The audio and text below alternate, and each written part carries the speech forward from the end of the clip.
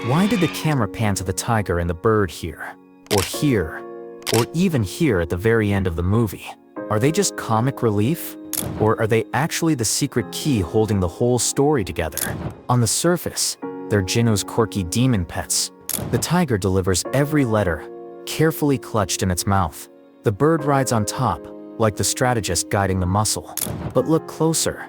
The tiger doesn't just deliver. It lingers in Rumi's room, guarding her. The bird keeps watch. And when Rumi and Jinu finally connect, both creatures pop up from the bushes, as if they've been quietly overseeing everything all along. And then comes the bracelet. First given to Rumi, then passed to Jinu. But before the final showdown, the camera cuts to the tiger brushing Jinu with the bracelet in its mouth. Why show that? It's the film telling us these two creatures are the unseen thread tying Rumi and Jinu together. The bracelet isn't just an ornament. It's a symbol of fate, carried by the guardians who make sure it ends up where it belongs. When first watching the movie, the bracelet just seems like a prop to help break the tension of the scene. But look closely at the Saja Boy's performance of Your Idol. When Jinu sings the line, "I'm the only one who'll love your sins," it's not a coincidence we get a glimpse of the bracelet, which he must have taken from Derpy Tiger and put on before the show. This tells anyone with a keen eye, there's still hope for Jinu and Rumi. So what exactly is up with Derpy Tiger and Sussie Bird anyways? These creatures don't fight demons. They don't perform on stage. What they do is something bigger. They protect the one bond that matters. Without the tiger carrying letters, without the bird overseeing, Rumi and Jinu never connect. And without that connection, gwi-ma wins and humanity is devoured.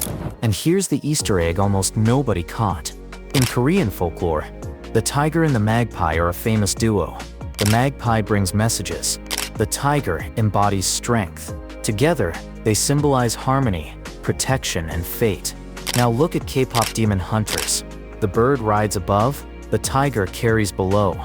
It's the same dynamic, lifted straight out of Korean mythology, which means they were never just pets.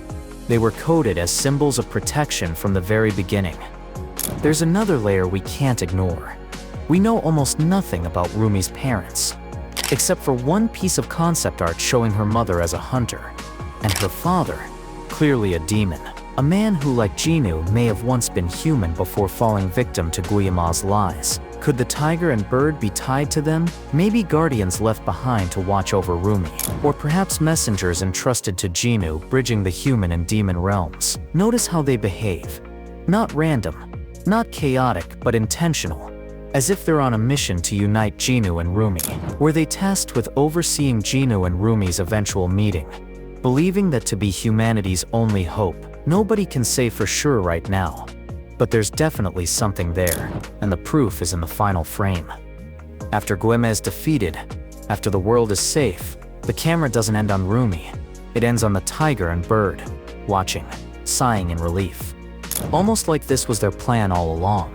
They aren't sidekicks, they're the hidden guardians of destiny, the glue holding Jinu and Rumi's fate together, without whom humanity would have been lost.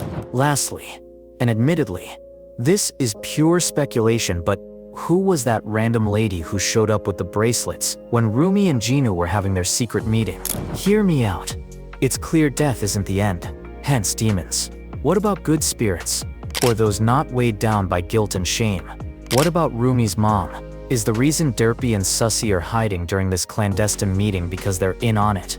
I'll leave it there and let you decide. The letters, the bracelet, the final sigh.